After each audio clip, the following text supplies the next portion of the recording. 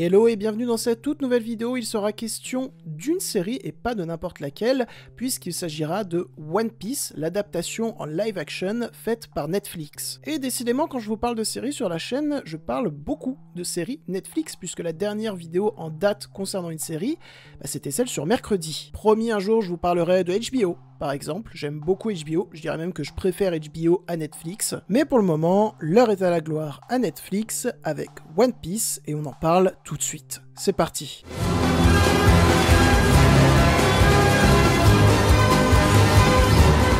Ok, donc pour ceux qui ne le sauraient pas, qu'est-ce que c'est One Piece? Pour commencer, One Piece c'est lui, Eiichiro Oda, qui n'est autre que le créateur du manga One Piece. Parce que oui, pour les deux du fond qui n'ont rien suivi, One Piece de base c'est un manga. C'est pas une création originale de Netflix.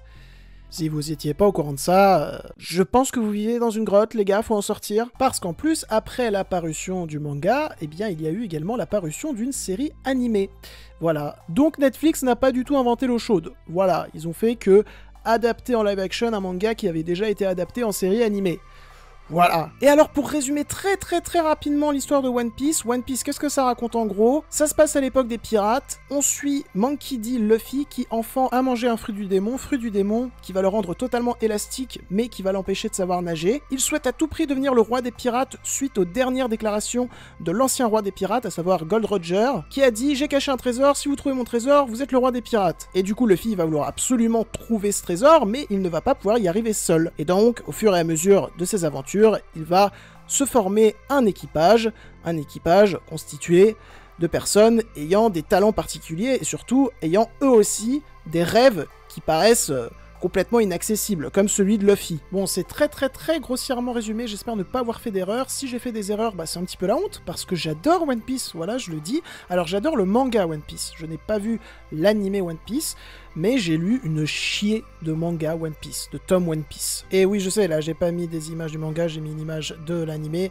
mais j'arrivais pas à trouver d'image du manga assez nette, en fait. Voilà, je suis une merde en recherche. Et donc voilà, maintenant que j'ai résumé ce qu'était One Piece de A à Z et que je vous ai donné mon rapport avec cet univers, eh bien, est-ce que j'attendais la série Netflix live action? C'est très important de préciser live action. Eh bien, pas vraiment. Voire pas du tout. Déjà parce que je pense, sincèrement, qu'il est impossible d'adapter One Piece en live action.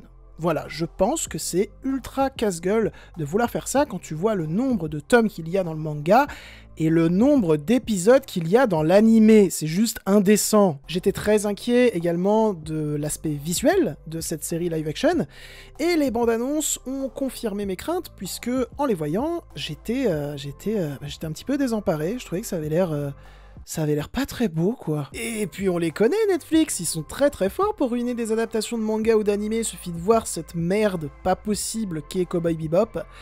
J'ai regardé 2 épisodes, alors j'ai pas vu l'animé, j'ai regardé 2 épisodes, j'ai trouvé ça à chier, et des potes à moi qui sont fans de l'animé m'ont dit « Non, c'est pas possible ». Du coup, j'étais pas serein, voilà, on va pas se le cacher, j'étais pas serein du tout. Et puis, j'ai regardé le premier épisode.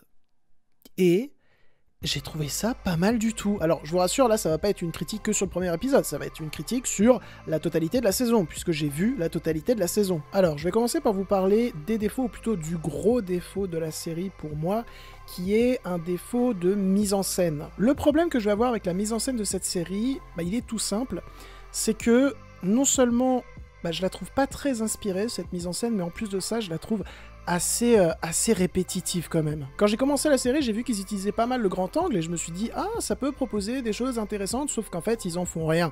C'est mettre du grand angle pour mettre du grand angle, en fait. Aussi, je vais prendre en exemple les scènes d'action, qui sont pas désagréables à regarder, mais c'est très souvent un plan ou plusieurs plans qui vont tourner autour des personnages qui sont en train de se battre, 2-3 cuts, et puis basta, quoi. C'est vraiment dommage, parce que quand tu vois la puissance visuelle des combats, que ce soit dans le manga ou dans l'animé, parce que j'ai quand même vu quelques combats qui sont présents dans l'animé, ouais, c'est une petite déception. Ça se regarde, hein, mais c'est pas ouf. Aussi, autre défaut, et là c'est vraiment personnel, mais je trouve qu'ils ont un peu trop expédié rapidement tout ce qui tourne autour de Alvida. Après, pour ce qui est du reste de l'adaptation, je vais être très honnête avec vous, j'ai trouvé ça pas si mal. Alors oui, il y a des manquements, oui, il y a 2-3 trucs qui sont un petit peu souillés, on va pas se mentir, comme par exemple le développement de Nami que j'ai pas trouvé folichon, mais en soi ça m'a pas vraiment posé problème parce que, en termes de souillage, ça allait quand même, voilà.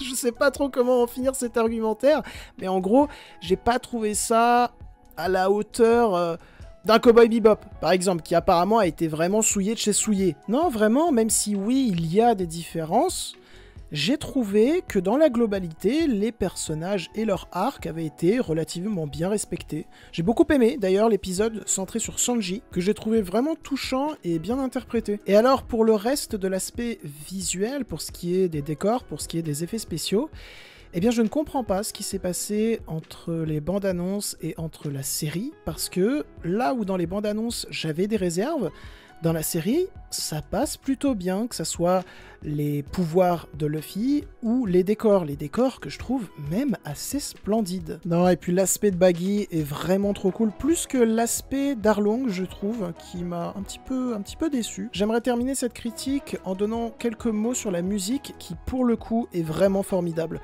Je ne laisserai personne dire le contraire, non, si bien sûr, vous pouvez dire le contraire, mais non, je la trouve vraiment excellente, j'arrête pas de l'écouter, elle est super entraînante, elle appelle à l'aventure, au rêve, non vraiment la musique est top. En plus il y a Aurora qui a fait une chanson, si vous connaissez pas le travail de Aurora, pitié allez le découvrir parce que c'est l'un des travaux les plus formidables qu'il y ait au monde, vraiment, je pèse mes mots. Et voilà, bah écoutez, il ne me reste plus qu'à attendre impatiemment de voir le rendu visuel de Chopper dans les prochaines saisons.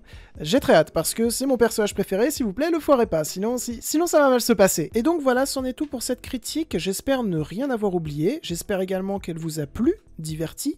Si c'est le cas, n'hésitez pas à la liker, commenter et partager sur vos réseaux sociaux. N'oubliez pas également de vous abonner à la chaîne si vous aimez mon contenu et que vous n'êtes pas encore abonné, ou si tout simplement vous souhaitez découvrir mon contenu. Je tiens un compte Twitter, Instagram, Sens Critique, Captain Watch et Letterboxd qui se trouve en description, n'hésitez pas à aller les suivre car je suis très présent dessus. Sur ce, on se retrouve fin semaine prochaine puisque je vais être au festival de Deauville durant une grande partie de la semaine prochaine, donc je ne pourrai pas faire de vidéo. Voilà, tout simplement. Ça va être mon premier festival, j'ai assez hâte, et je vous raconterai comment ça s'est passé. Il ne me reste désormais plus qu'à aller côtoyer d'autres univers, et à vous dire salut. I've always been taught to be brave and strong.